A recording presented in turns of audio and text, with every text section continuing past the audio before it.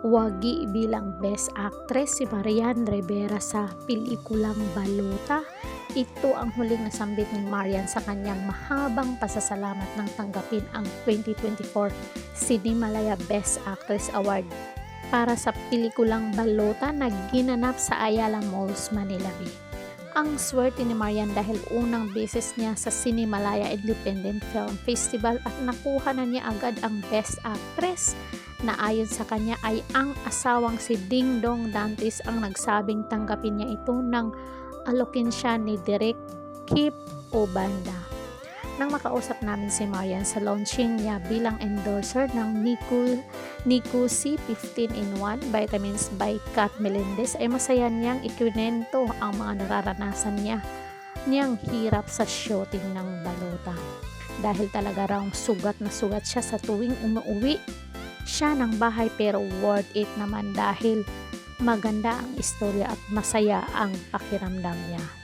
Grabe, yung sa trailer pa lang ng Balota, grabe si Marian, ang acting niya doon, talagang kikilabutan ka sa galing. Nang tuksuhin siya ng naiuwi niya ang Best Actress trophy ay napangiti at hindi naman daw siya umasa, pero kung ibibigay ay bakit hindi, lalo't kaarawan niya kinabukasan, kaya magandang regalo ito para sa actress. Ngayon po, August 12 ay birthday ni Marian Rivera, kaya doble yung selebrasyon nito. At sa totoo nga, nanalo si Marian at nakatay niya si Gabby Padilla para naman sa pelikulang Kono Basyo. Sa lahat po ng bumubuo ng Cinemalaya, marami pong salamat sa inyo, to my GMA family. Thank you.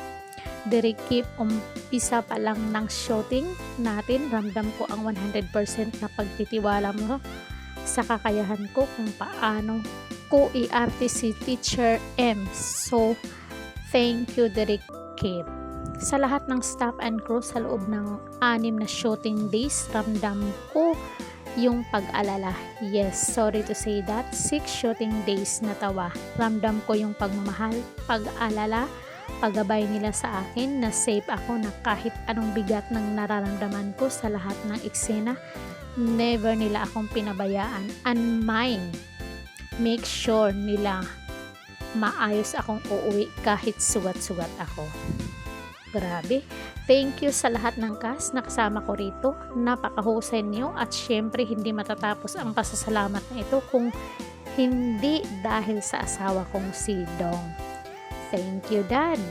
Kwento ko lang sa short, sabi ko sa kanya, mahal, may offer sa akin ang Cinemalaya. Tatanggapin ko ba? Kaya kakayanin ko ba? Sabi ng asawa ko, kailangan mong gawin yan. Kailangan mong ipakita kung sino ka. Sabi naman ni Ding Dong. Grabe, supportive talaga tong si Ding Dong sa asawa niya.